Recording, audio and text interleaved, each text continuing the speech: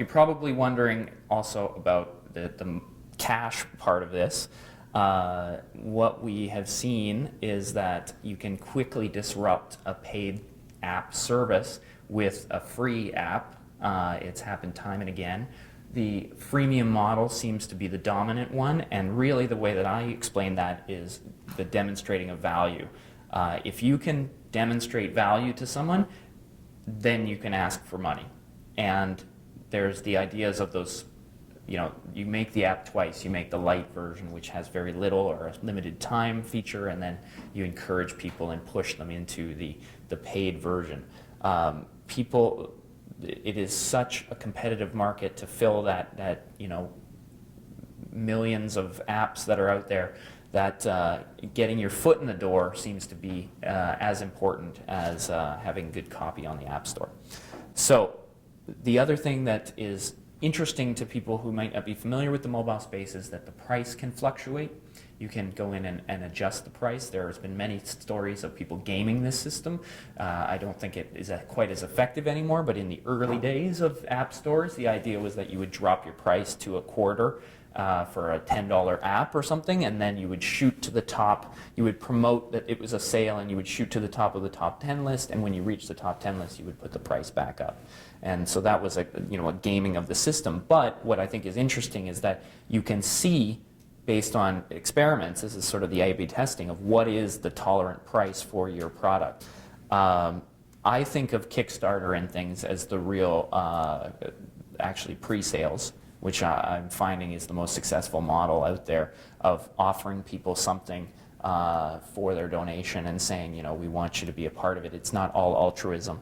I also bought a Pebble watch and totally thinking that I was going to get an awesome watch. So there's certainly ways to do that. We do have a funding landscape, which is an interesting one that puts equal weight upon innovation and so disruptive innovation and reliable business models, which is a bit of a dichotomy that is a challenge in our proposal writing, but these do exist, and you should be aware that things like Shred apply very well to mobile app development.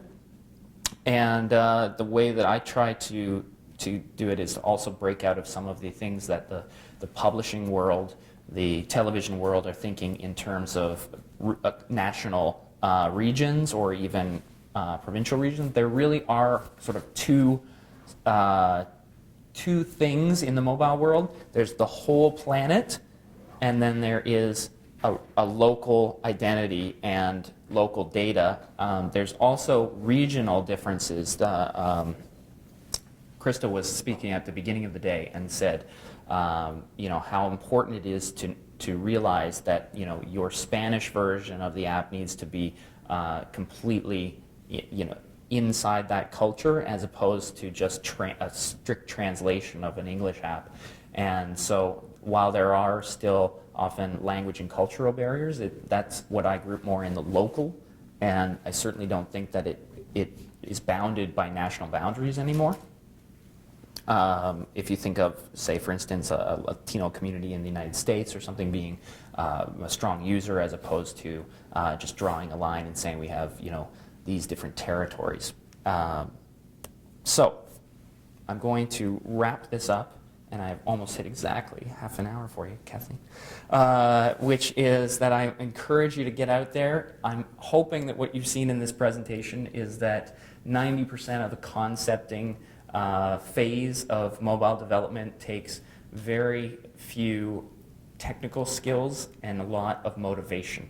And you'll get to the point where you have sort of thought through enough of the process where you will make life a whole lot easier once you actually get to the next presentation here in the Mobile Accelerator program.